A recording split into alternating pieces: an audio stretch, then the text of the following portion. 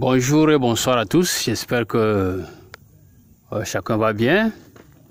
Nous sommes au 26 décembre et je suis actuellement au niveau de Lankouvy, dans une zone de Lankouvy.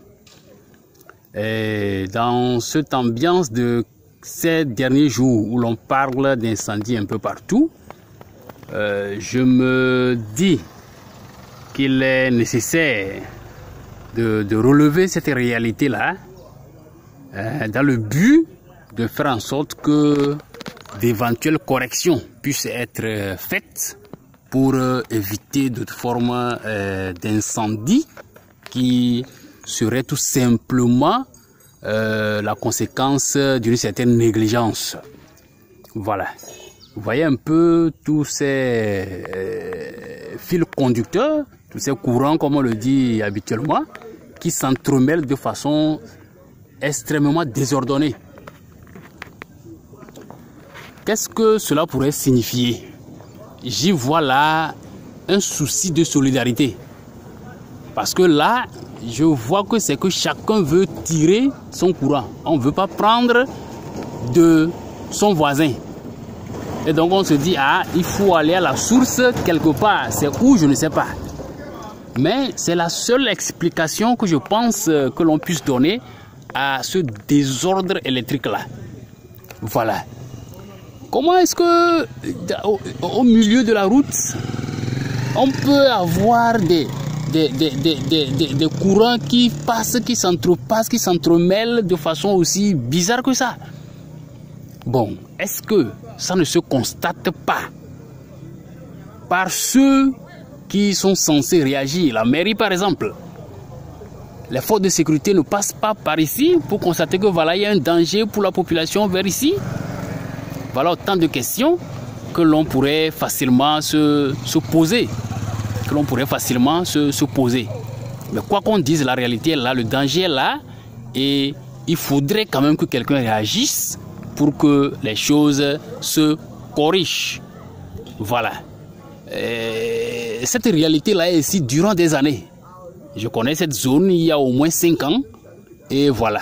Et on dirait qu'au jour le jour, ça augmente.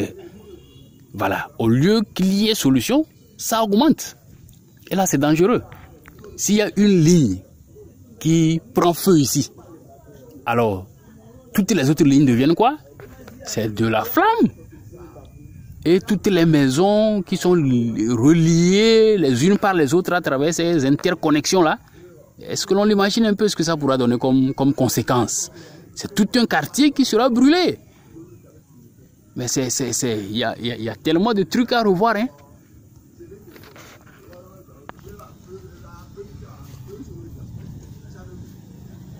En tout cas, moi, je parle parce que j'ai juste peur. J'ai juste peur pour cette population-là. Et on peut être juste de passage et puis un courant coupe en haut. Et voilà tout un feu qui consume. Tout un feu qui consume. Ça fait réfléchir. Ça doit vraiment faire réfléchir. Ça doit sérieusement faire réfléchir. Voilà.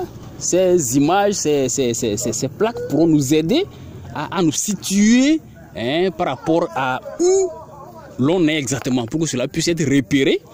Et si éventuellement cette vidéo parvient à des responsables ayant cette zone pour charge, pour qu'ils puissent vraiment se réveiller, je me dis peut-être qu'ils ne le savent pas, parce que c'est aussi à la population de remonter l'information par rapport à certaines incommodités, afin que l'autorité puisse prendre les dispositions.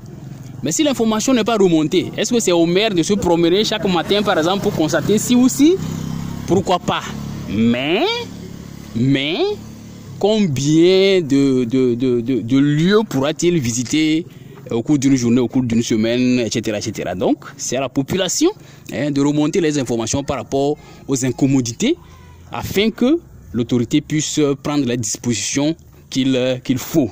Donc, j'invite ainsi la population à se prendre beaucoup plus au sérieux. Voilà, ça n'a rien à voir avec la politique, ça n'a rien à voir avec tel parti ou tel autre parti ou quoi que ce soit. Non, mais c'est une question du bien-être et de la sécurité de la population.